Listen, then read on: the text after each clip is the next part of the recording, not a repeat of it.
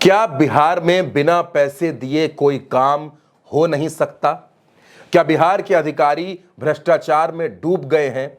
यह सवाल मेरा नहीं है, यह एक इल्जाम है जो बिहार सरकार के मंत्री, राजस्व और भूमि सुधार विभाग के मंत्री दिलीप जायसवाल ने खड़ा कर दिया है।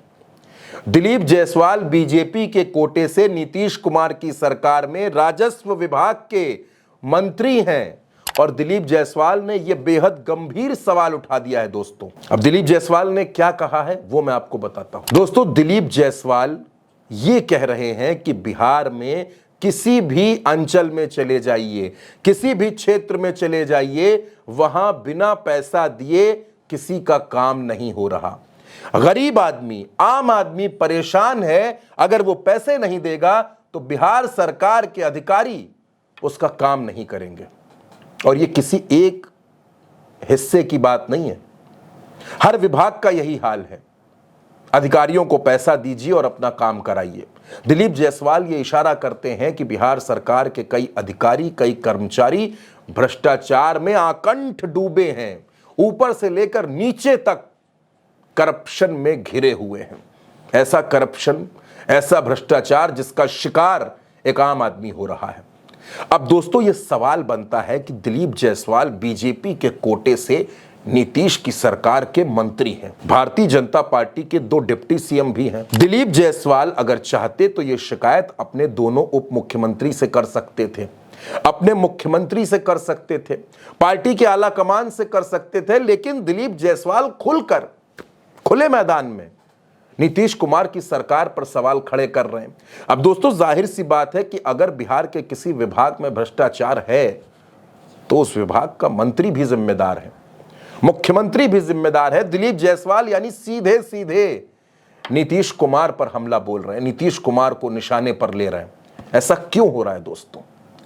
क्या भारतीय जनता पार्टी जो एक बड़ी तस्वीर बनाने की कोशिश कर रही है, नीतीश मुक्त बिहार, नीतीश के बिना बिहार में भारतीय जनता पार्टी की सरकार, दोस्तों ये खबर मैंने आपको पहले भी बताई थी कि भारतीय जनता पार्टी चिराग पासवान और प्रशांत किशोर, इन 2 चेहरों के सहारे बिहार में अपनी राजनीति को मजबूत करना चाहती है। वो बदल देना चाहती है बिहार की राजनीति के तमाम पुराने चेहरों को। दरअसल नीतीश कुमार को सियासी नेपथ्य में भेजने के लिए बिहार में भारतीय जनता पार्टी कई प्लान पर एक साथ काम कर रही है। उसमें से एक प्लान 2 अक्टूबर को प्रशांत किशोर की पार्टी जन स्वराज को लॉन्च कराने का भी है। बीजेपी को लगता है कि प्रशांत किशोर जितने वोट पाएंगे वो जेडीयू के वोट काटेंगे। और अब आप देखिए, सरकार में शामिल मंत्री इस तरह के बयान दे रहे हैं, खुलकर वो नीतीश कुमार की सरकार को घेर रहे हैं, खुलकर वो नीतीश कुमार के खिलाफ हल्ला बोल रहे हैं। और अगर कोई सरकार में शामिल मंत्री ये कहता है कि विभागों में बिना पैसे दिए काम नहीं हो रहा, भ्रष्टाचार में सिस्टम पूरा डूब गया है, तो दोस्तों ये किसकी छवि को खराब करता है, ये किसकी इमेज को बिगाड़ता है? ये मुख्यमंत्री की इमेज का नुकसान करता है। वो नीतीश कुमार जो बिहार में अगले चुनाव की तैयारियां कर रहे हैं, पुलों का उद्घाटन कर रहे हैं, अधिकारियों के सामने हाथ जोड़ रहे हैं, पैर छूने के लिए आगे बढ़ रहे हैं, उन नीतीश कुमार की कैबिनेट में शामिल दिलीप जायसवाल इस तरह की बातें कर रहे हैं।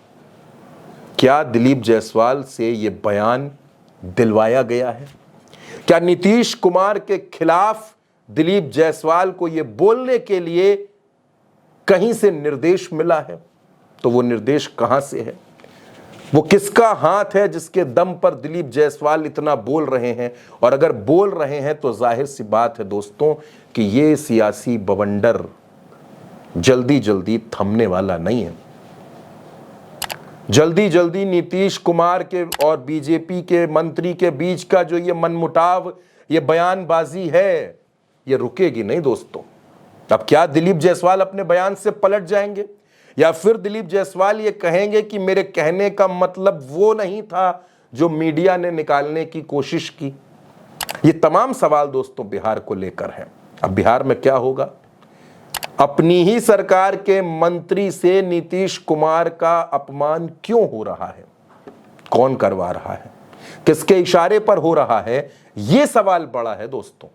इस सवाल के अगर कुछ जवाब आपको मिले तो कमेंट बॉक्स में जरूर बताइएगा, और थोड़ा सा आप भी अपने पहलू से ये बताने की कोशिश करिए कि आखिर बिहार में चल क्या रहा है।